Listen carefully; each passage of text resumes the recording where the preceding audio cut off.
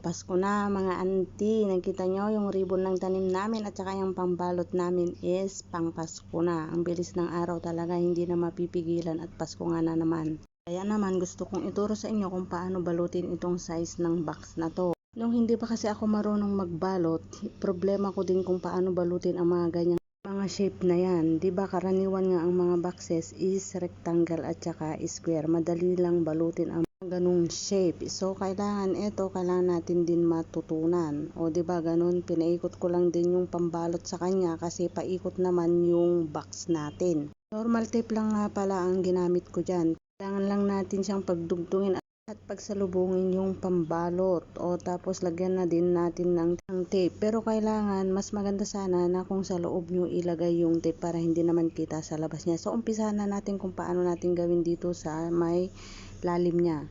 Yan ang lalim niya. Hinuna ko na yan. Ganun lang. Kailangan tupi-tupiin lang natin. Kailangan matyaga kang magtupi. O tulad ng pagtsatsaga niya sa'yo. Charing. Habang ginagawa ko nga yan ay naalala ko minsan may customer akong nasa ibang shop pa ako. Kumanta siya ng Jingle Bells. Ang pagkanta niya is ganito. Jingle bells, jingle bells, jingle bells away. Sa ako nang tawa pag naaalala ko yun. Kasi sa dinami-dami ng batang nakilala ko at kumakanta ng jingle bells. Tuwa ako nung pagkanta niyang ganun. Pero kinorek ko na lang siya. Sabi ko hindi ganun. Sabi ko. Tas kinanta ko na ng buo yung jingle bells. Sabi niya hindi ko kasi alam pero gusto ko yung kanta kanya. O di babalik tayo sa pagbabalot ko. Ganun ulit ang gawin natin sa ibabaw niya.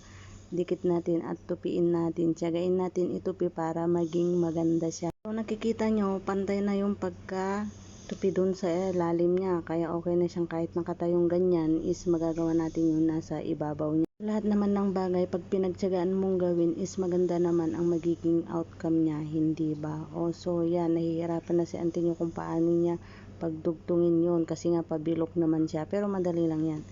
Kailangan lang talaga tiyagain na itupi-tupi sa ibabaw niya. So, okay na siya. Kung nagsasawa na kayo sa mga video ko kasi puro na lang ganyan ang pinupost ko. Pero, pinapasigurado ko sa inyo, pagdating ng Pasko, babalikan nyo ang mga video ko para magkaroon kayo ng idea na ibalot ang mga regalo ng mga anak ninyo o mga anak nila. Ganon. So, ayun na nga, natapos na ang pagbabalot natin. Pero, kailangan din natin lagyan ng dekorasyon, ribbon, ganun, para maging maganda rin yung regalo natin. Presentable siya.